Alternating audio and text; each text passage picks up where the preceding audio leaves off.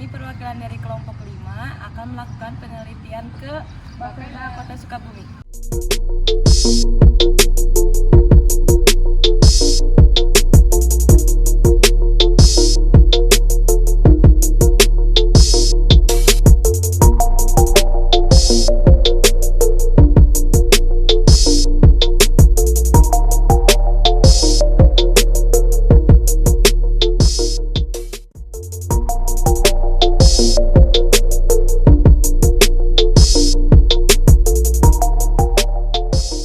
Jadi kita di sini sebagai salah satu pemenuhan tugas dari tugas sistem administrasi negara Ibu. Jadi kita diperintahkan oleh dosen pengampu Ibu Dian untuk kemudian mewawancarai penelitian bagaimana sih Bapeda Kota Sukabumi ini mengatur jalannya pembangunan di Kota Sukabumi khususnya, seperti itu. Mengawali Ibu untuk diskusi kita hari ini. Karena sebetulnya kita mungkin baru pertama kali ya ada komunikasi dengan pihak Bapeda. Jadi kita mungkin pengen tahu dulu sebetulnya tupoksi dari Bapeda itu seperti apa gitu Bu. Untuk seperti fokus utama dari pembangunan Kota Sukabumi itu ke arah mana gitu. Karena kan bentuk pembangunan banyak mungkin ya Bu, fasilitas kota dan lain sebagainya. Itu mungkin. Kebanyakan tupoksi kita di Bapeda itu terkait musyawarah pembangunan. Mulai dari musrenbang tingkat kelurahan, kecamatan, kemudian tingkat perangkat daerah ya atau OPD, baru naik ke tingkat kota.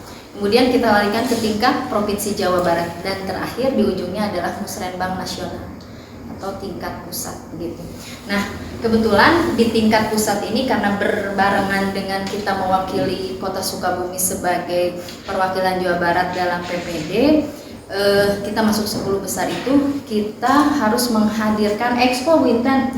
Jadi kita membawa unggulan kemarin yang kita lombakan itu terkait ekrab ya, SCH waktu itu. Jadi SCH kita bawa untuk melakukan expo atau kayak pameran gitulah. Kita disediakan stand di sana untuk menampilkan apa yang menjadi inovasi di Kota Sukabumi dan kenapa kita memperoleh penghargaan PPD di tingkat Jawa Barat untuk karena memang dua tupoksi kita di Bapeda itu, perencanaan dan penelitian. Perencanaan itu di bidang kami, walaupun kami memang dibantu oleh seluruh bidang ya, termasuk bidang terkait kewilayahan, infrastruktur dan wilayah, bidang ekonomi dan sumber daya alam, kemudian bidang pembangunan manusia dan litbang. Jadi sebetulnya di bidang kami, di bidang saya itu lebih ke merangkum apa-apa yang menjadi tugas teknis dari seluruh bidang yang ada di Bapeda. Khususnya untuk kelitbangan dan penelitian dan pengembangan ini adalah tupoksi tahun terbaru ya Bu Intan ya. Jadi Bapeda dulunya itu hanya terkait perencanaan dan pengembangannya itu masuk di tidak ada ya Bu Intan ya? Tidak ada pengembangannya. Tapi tahun 2019 Bu Intan tupoksi baru tuh 2021 ada tupoksi baru yaitu terkait kelitbangan dan pengembangan. Jadi intinya memang kita terutama pemerintah pusat memperhatikan bentuknya tidak hanya melulu untuk perencanaan yang berdasarkan kebutuhan, tetapi memang perencanaan yang harus idealis berdasarkan penelitian. Ke pertanyaan selanjutnya ya Ibu. Untuk proses penentuan implementer proyek pembangunan yang dilakukan itu apakah dilakukan melalui tender atau langsung penunjukan langsung kayak gitu Bu? Untuk misalkan semisal Bapeda Kota Sukabumi mempunyai program apa, nah untuk si implementornya ini dipilihnya melalui metode apa seperti itu? Oke, untuk siapa yang menentukan proses sudah jadi dokumen, kemudian siapa pelaksana pembangunan itu sebetulnya sudah diatur semuanya melalui undang-undang. Itu kan Bu Intan. Kalau kita tahu bahwa aturan dari barang dan jasa ada tuh mana saja yang harus proses penunjukan langsung, misalkan dari Ibu nggak jelas ya apa namanya besaran angkanya, tapi ada misalkan anggaran dari A sampai B itu harus melalui penunjukan langsung, besaran dari C sampai D itu melalui tender seperti itu. Kita cari deh aturannya, ada itu aturannya. Nanti Ibu tambahkan di situnya peraturannya. Itu peraturan yang sudah diatur oleh undang-undang. Jadi intinya perangkat daerah itu secara ideal melaksanakan tupoksinya tidak keluar dari peraturan perundang-undangan. Intinya itu. Jadi tidak ada istilahnya pelaksana itu keinginan sendiri, keinginan pimpinan, tidak, semua berdasarkan peraturan. Jadi itu. Jadi secara peraturan, implementer dari perencanaan yang sudah kita lakukan itu disesuaikan dengan peraturan perundang-undangan. Itu ada aturannya terkait barang dan jasa, ya. Gitu. Tapi mungkin lebih condongnya ke seberapa besar mungkin ya anggaran yang dibuatnya sehingga bisa menentukan siapa pelaksananya. Lebih dari 200 juta biasanya kita lakukan tender. Oh. Kalau di bawah itu biasanya penunjukan langsung. Oh. Tapi penunjukan langsung pun itu tidak semuanya melalui aplikasi ya Bu Intan ya. Ada yang namanya e-katalog. Jadi sekarang itu zamannya udah transparansi. Jadi semuanya prosesnya itu melalui proses secara digital. Semuanya bisa malah diakses. Semua tender pun terbuka untuk siapapun. Bahkan itu di luar Kota Sukabumi ya benar ya. Betul seperti itu. Tidak hanya Kota Sukabumi saja yang bisa mengaksesnya. Seluruh Indonesia bisa mengakses. Izin menambahkan. Boleh. Jadi gini, dalam pengadaan atau penunjukan penyedia atau kita istilahnya pihak ketiga itu tidak harus selalu fisik terkait pembangunan. Ada juga kajian. Misalnya kajian background study pembangunan atau kajian proyek seperti yang kami lakukan tahun kemarin, kajian proyek yang terkait yang itu tuh Bu bekas terminal. Jadi memang ada sebagian besar dari penunjukan atau penyedia ya atau kita istilahkan pihak ketiga itu proses pembangunan secara fisik, tapi ada juga proses kajian. Nah, yang biasanya dimulai dengan budget 50 juta misalnya gitu. Nah, itu tentu saja melalui proses pengadaan barang dan jasa atau BPBJ di bagian Setda Kota Sukabumi. Jadi kita transparan, biasanya pihak ketiga bisa melalui penunjukan langsung seperti yang tadi Bu Erni bilang, atau juga kalau budgetnya memang besar ya itu bisa melalui proses lelang. Jadi memang transparan, tidak ada keberpihakan atau pengarahan ke salah satu penyedia, tidak ada. Iya. Kita jangan terjebak di kata penunjukan langsung ya. Penunjukan langsung itu bukan berarti menunjuk pihak ketiganya langsung, bukan. Tetapi prosesnya tetap secara proses di BPBJ itu. Jadi mereka pihak-pihak yang pihak ketiga yang ikut dalam penunjukan langsung itu hanya satu istilah nama. Jadi kalau tender dia bisa dibandingkan dulu istilahnya ada penilaian dulu dari tim BPBJ. Kalau penunjukan langsung biasanya bukan kita ya, tim BPBJ yang menunjuk langsung. Bukan kita. Jadi ada tim yang menentukan siapa yang menjadi pihak ketiga untuk penunjukan langsung. Ya, bukan dari perangkat daerahnya. Paham. Itu. Mungkin kemudian ini sih Bu, yang menjadi pusat perhatian dalam Bapeda Kota Sukabumi khususnya pembangunan di daerah Kota Sukabumi itu, Bapeda itu melihat dari sisi mana aja gitu, misalnya dari daerah ini, wah ini cocok nih buat dibangun ini, nah itu mungkin diperhatikan itu dari sisi mana aja gitu untuk pembangunan di Kota Sukabumi itu. Prosesnya ya, kenapa bisa pemilihan di situ ya. Jadi proses pembangunan itu menentukan perencanaan itu kan banyak tahapnya ya.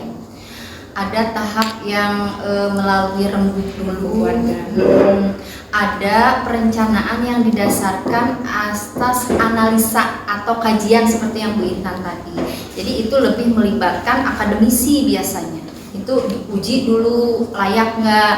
Contohnya gini, intinya dalam penentuan di mana akan dilaksanakan pembangunan itu prosesnya adalah tahapan perencanaan yang nanti akan diimplementasikan dalam sebuah dokumen. Misalkan untuk perencanaan jangka panjang yang kita kenal dulu dulu zaman Soeharto apanya? Oh dia belum kenal. Jangka panjang yang 25 tahunan itu itu menetapkannya namanya RPJPD. Itu ditetapkan setiap 25 tahun sekali. Nah, ini adalah momen tahun ini nih, momen pengulangan bahwa kita harus membuat dokumen perencanaan dari mulai RPJPD yang 25 tahunan, RPJMD transisi. Kenapa transisi? Karena kita tidak RPJMD kita atau yang 5 tahunan kita itu berakhir di tahun 2023. Sementara pemilihan kepala daerah di tahun 2024. Jadi ada 1 tahun transisi. Makanya kita buat yang namanya RPD. Kebayang dong Bapeda sekarang kerjanya lagi seperti apa? Bikin RPJPD, bikin RPJMD transisi, kemudian di tingkat perangkat daerahnya sedang menyusun rencana strategis, kemudian nanti yang diimplementasikan dalam rencana kerja untuk nantinya dalam bentuk RKA. Jadi prosesnya memang panjang, tidak semudah yang kita bayangkan. Merencanakan pembangunan trek di dia, tidak, semuanya berproses. Nah, kita fokus ke RPJMD saja atau fokus pembangunan untuk 5 tahunan Bu Intan. Ketika kita menyusun RPJMD, hal-hal yang menjadi dasar itu pertama, ada pendekatannya, ada pendekatan politis. Artinya perencanaan itu memperhatikan masukan dari kepala daerah terpilih, kemudian fraksi-fraksi di dewan, itu politis. Jadi kita perangkat daerah atau pemerintah daerah itu merangkul seluruh aspek, tidak hanya masyarakat, tetapi unsur politisnya juga harus dirangkul. Itu pendekatan politis. Kemudian ada pendekatan teknokratik. Teknokratik itu yang itu tadi Bu Intan. Jadi perencanaan itu harus dikaji dulu, harus dibuat dulu analisanya. Ya, itu biasanya kita melibatkan akademisi. Sama Umi juga? Iya, Umi juga dilibatkan. Umi dilibatkan biasanya di level dosen ya, dosen atau pengambil kebijakan lah di Umi. Karena proses penyusunan dokumen itu walaupun secara tidak langsung mereka memberikan arahan, biasanya kita lakukan FGD beberapa kali. FGD diskusi dengan berbagai stakeholder, pemangku kepentingan di Kota Sukabumi ini, baik dari masyarakat, dari tingkat wilayah sekecil misalkan RT, bahkan LPM, lembaga masyarakat, itu kita libatkan sampai ke pengusaha, sampai ke politisi, sampai ke akademisi, semua kita libatkan di dalam FGD tersebut. Jadi prosesnya seperti itu. Jadi ada pendekatan politis, ada pendekatan teknokratik, dan ada pendekatan top down bottom up. Top down bottom up itu apa? Kalau bottom up artinya usulan itu masuk dari bawah. Mulai kita saring dari musrenbang kelurahan, yang seperti tadi bilang, musrenbang kecamatan, naik ke tingkat kota, baru kita bisa menyusun RKPD namanya. Setelah RPJMD itu RKPD Bu Intan ya, itu rencana kerja tiap tahun yang harus kita susun. Ya. Nah, baru usulan dari masyarakat yang kita saring di RPD itu diimplementasikan dalam kegiatan teknis di perangkat daerah. Kita punya 31 perangkat daerah termasuk Bapeda ya. Jadi itu yang melaksanakan secara teknis kalau dari usul pemerintahan. Kalaupun nanti usulannya terkait hibah yang diusulkan masyarakat, nanti pelaksananya langsung masyarakat. Dan biasanya anggaran juga langsung masuk ke rekening masyarakat. Jadi banyak prosesnya lah pembangunan itu. Tapi intinya di Bapeda ini adalah membuat dokumen-dokumen perencanaan yang menjadi acuan ya kita untuk mereka melaksanakan pembangunan tidak keluar dari perencanaan dan aturan yang berlaku gitu. Selain perencanaan juga tupoksinya itu monitoring dan evaluasi ya Bu ya. Jadi sudah kita rencanakan, kemudian dilaksanakan, kita lakukan monitoring dan dilaksanakan evaluasi itu untuk perbaikan perencanaan berikutnya. Biasanya seperti itu. Kemudian itu yang bottom up ya dari bawah. Yang top down itu adalah perencanaan yang sudah ditetapkan dari pusat. Misalkan sekarang ini pusat sedang ada isu terkait stunting, maka daerah otomatis harus memasukkan isu tersebut ke dalam dokumen perencanaan. Program kerja turunan seperti itu udah ada. Betul, seperti itu. Itu namanya top down. Dari kementeriannya misalkan, banke dari provinsi, ada itu bantuan keuangan. Tapi kalau sekarang lebih selektif, kan ya. Ada proses kayak ada paparan dulu lah kepala daerah, pembuatan video. Tidak semudah dulu gitu. Kalau dulu hanya ngajuin proposal, anggarannya ada. Jadi kalau sekarang semua ada persaingan antara kabupaten kota. Dari 27 kabupaten kota se-Jawa Barat itu biasanya nanti dipilih mana kabupaten kota yang layak menerima bantuan keuangan. Karena terus terang Kota Sukabumi ini kalau kalian baca dan pelajari bahwa pendapatan daerahnya itu sangat kecil sekali ya, karena kita itu hanya tidak mempunyai sumber daya alam yang banyak seperti halnya kabupaten. Kita itu hanya terbatas di jasa ya, Bintan, perdagangan. Kalau misalkan kalau misalkan pembangunan itu tidak ramah lingkungan, yang berhak menindaklanjutinya itu siapa aja? DLH, lingkungan hidup. Jadi semuanya memang ada SOP-nya, semuanya ada peraturan. Kalau dalam hal ada pelanggaran, tentunya undang-undang yang bicara. Ya, tapi memang proseduralnya instansi teknis dulu yang bergerak gitu, sebelum masuk ke ranah hukum, biasanya seperti itu. Adik-adik, kalau misalkan kita Kota Sukabumi ini sangat menghargai sekali inisiatif-inisiatif dari lintas pemuda. Kita ada punya satu kegiatan yang menjadi unggulan, bisa dibilang unggulan dalam proses perencanaan. Kita ada namanya yang Youth Planner. Mungkin pernah dengar? Jadi itu menjaring masukan dari kaum milenial. Biasanya pesertanya dari SMA sampai ke anak-anak perguruan tinggi. Nah, terima kasih atas awareness-nya kalian terhadap proses pembangunan di Kota Sukabumi. Mudah-mudahan apa yang kita sampaikan, saya dan Bu Intan, tidak membuat kalian terpuaskan, masih terus ingin menggali apa sih itu yang dikerjakan pemerintah daerah itu, jika memarahin giveaway di kantor. Mudah-mudahan tidak seperti itu pemikirannya. Kami memang insya Allah selalu bekerja keras untuk Kota Sukabumi, dibantu oleh masyarakat seluruhnya, mungkin Bu Intan, dan kalian sebagai pemonitor kami ya, jangan lelah untuk terus memberikan masukan melalui media-media memang yang dilegalkan ya. Itu pesan kami sebetulnya.